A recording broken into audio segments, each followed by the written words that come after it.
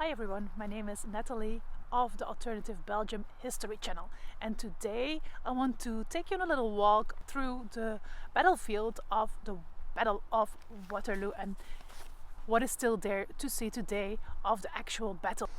I've been here many times before as a visitor, of course, as a mom, because I love to take my son here and make him climb the 225 steps of the Lion's Mount, but also of course as a guide. So that's why I wanted to show you some of my favorite spots, my favorite hidden gems, sometimes my favorite remnants of the actual battle, of the actual battlefield.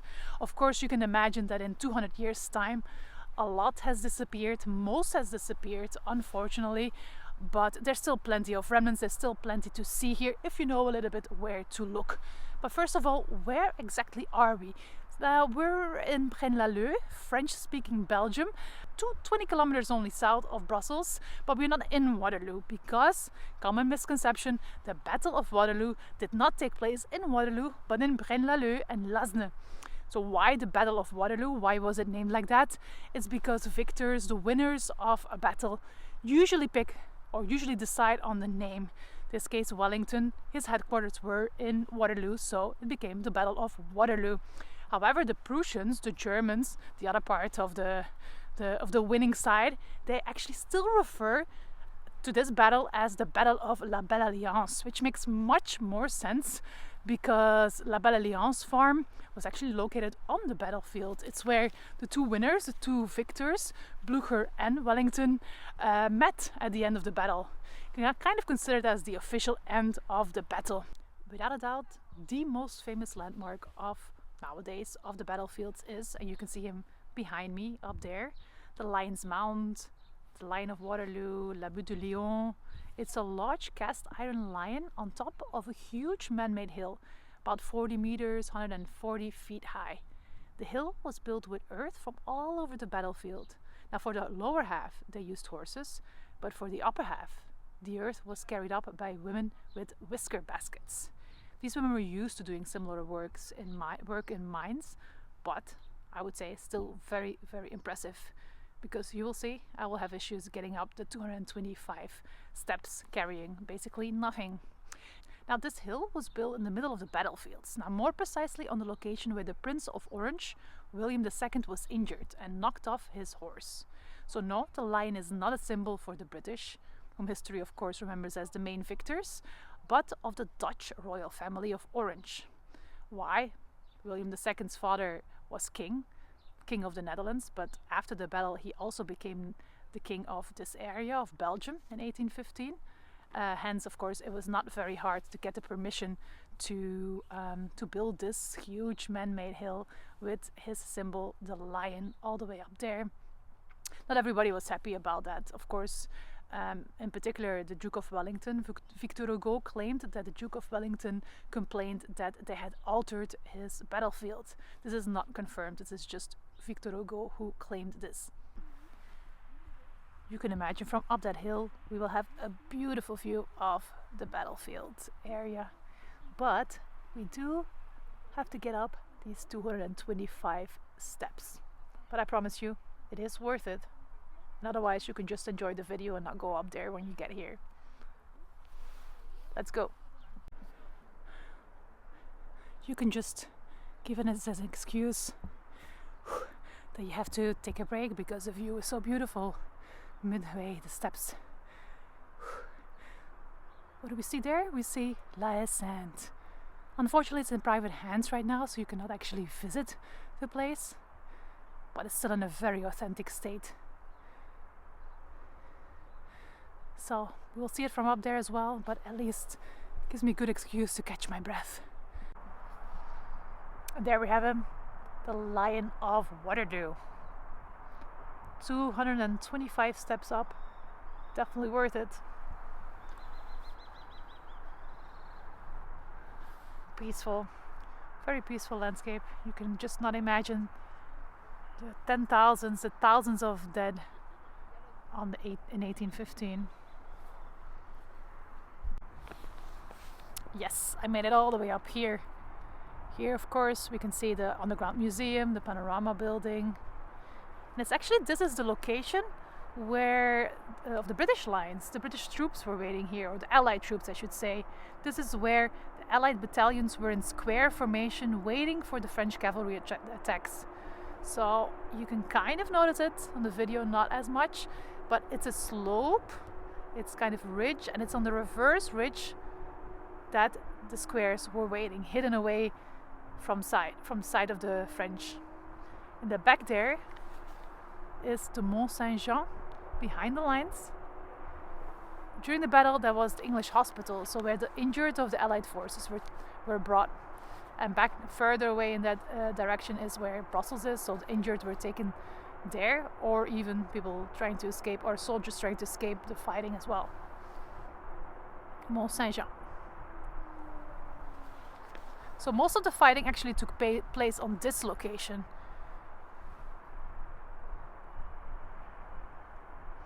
Most of the actual fighting even took place underneath the line's mouth, even behind us, in front of us here, where the Allied battalions were in square formation waiting for the French cavalry attacks. So where now the underground museum is, where the parking lot is as well. So if you go on the other side of the line, towards the south, here in the distance where those where that wooded area is, used to be a lot more trees there. That's where Hougoumont farm is. You can kind of see it pretty well this time of the year. It's winter, so no leaves on the trees. But it's where the battle started, where they continue to fight all day. It's a very strategic location on the right flank of the Allies. So Wellington wanted to keep it at whatever cost. So constant fighting there going on. Very close to the lines, of course. It's where the battle started, where the fighting was most intense. A very strategic place on the right flank of the Allies that had to be defended at all costs by the Allies. And with success, because the French never took it. One of the places that can still be visited, and I will cover that in the next video. We're not going there in this first one. It's one of the places that can still be visited today. And we will definitely cover that in the video. And we will definitely cover that in the next video.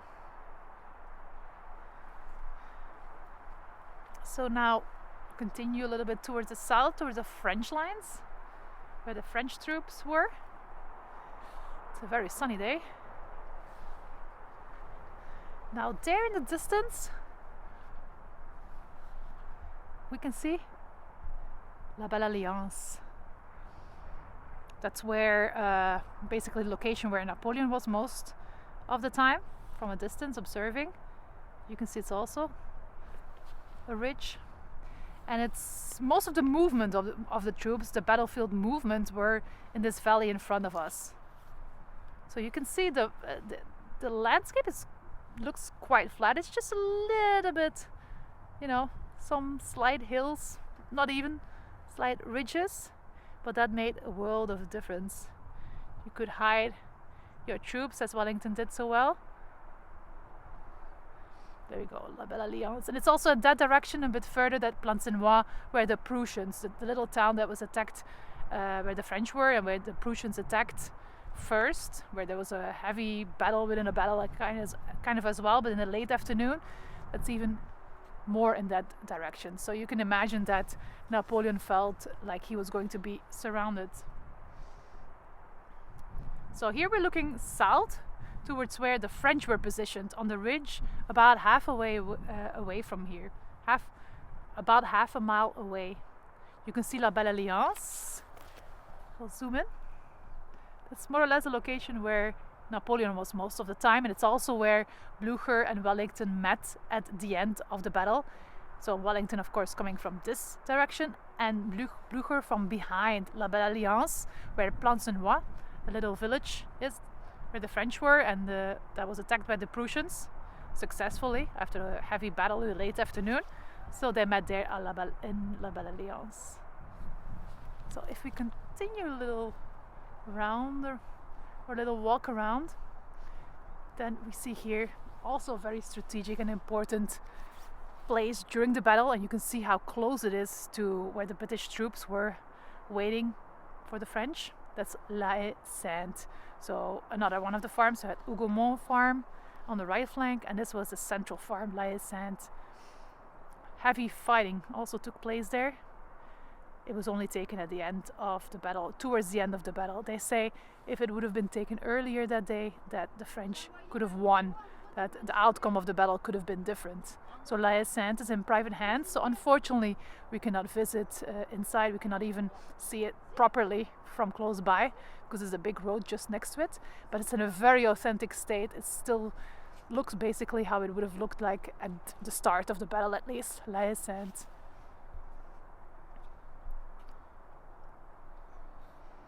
We're headed next to this classical looking round building here. It's one of the many touristic facilities that started popping up right after the battle. And there's something very unique inside. Now, believe it or not, but we're gonna go upstairs again. But up these stairs we'll see what I refer to as a century-old immersive experience of the Battle of Waterloo. It's a UNESCO World Heritage immersive experience, kind of 110 meters wide, or 360 feet for the Americans among you, a panorama painting. So these were very common in the 19th century, in the late 19th century, but because of their size and of course their vulnerability, not many of them have survived. That's why this one was declared UNESCO World Heritage. Immersive because, I'm sure you can hear it, the battle sounds. Cannons, shooting, people yelling, and as you will see when I turn around, there's also some 3D elements. So when you come up the stairs, the focus of the painting is here, the cavalry charge of Marshal Michel Ney, so the French cavalry charge, the last one. This is of course a snapshot of the battle. It's a snapshot at 6 p.m. The French were still winning, the Prussians had arrived, but they were not dominating yet. And it's a time that when the French were still winning, because the painter was French, a French Navy artist. So you can imagine that he prefers to show a moment in the battle that his side was still on the winning side.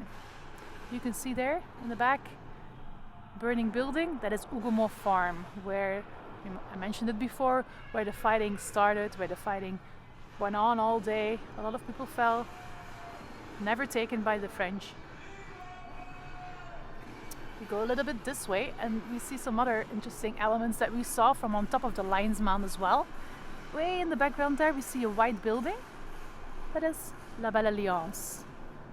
So this is where the French troops were, the location more or less where Napoleon was close by most of the time. And it's where at the end of the battle, Blücher and Wellington met. The official end of the battle. And yes, we can actually see Napoleon here as well. Very hard to see, of course, because he's observing the battle from a distance, higher grounds. You can see him there in the middle on the white horse. That's Napoleon at the head of his staff.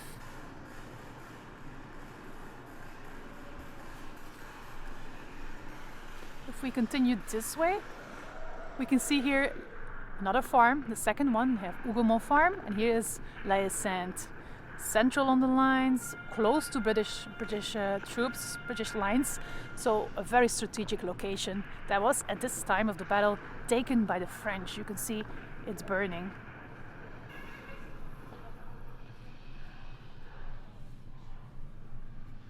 The smoke that you see in the distance here is from the Prussians, the Prussian batteries. They have arrived, they are attacking.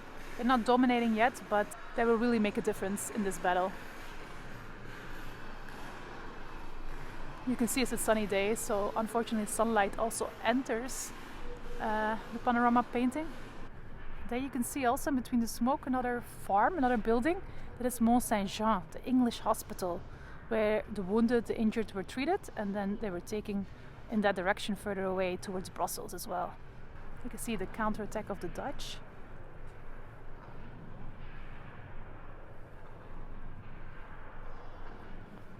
You see here some of the 3D elements that I mentioned before. And here you can see Wellington and his troops. Unfortunately, it's on the sunny spot. He's there in the back. So remember Ney's attack? This is the English side of that same attack. You can see here the British troops, the squares that are attacked by Ney.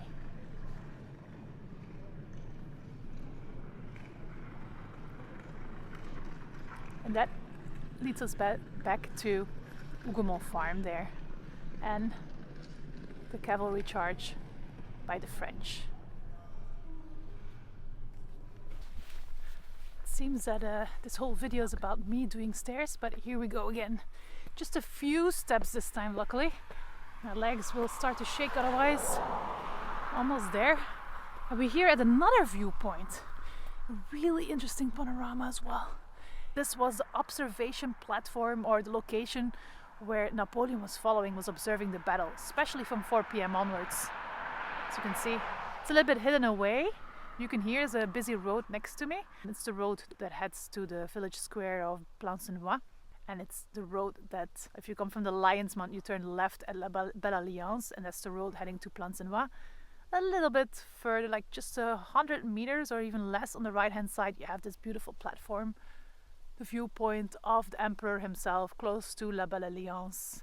You have a beautiful view of La Belle Alliance. Probably the best view is from here.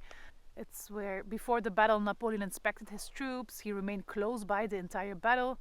But it's also the location, of course, of the famous meeting between the two main victors, the two main winners of the battle, at the end of the battle, the official end of the battle, kind of, when Blücher and Wellington met near La Belle Alliance. You can kind of see, if you look very closely, Haye Sainte there.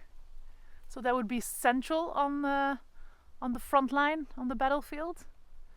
But what's interesting here is if we turn 180 degrees, because that is the town of Plancenoit behind us, behind Napoleon.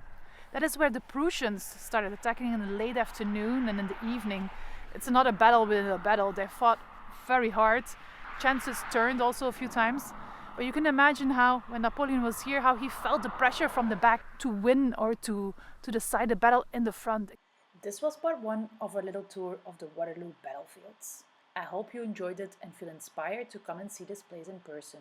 Subscribe to my channel so you don't miss part 2 and other Belgian history videos.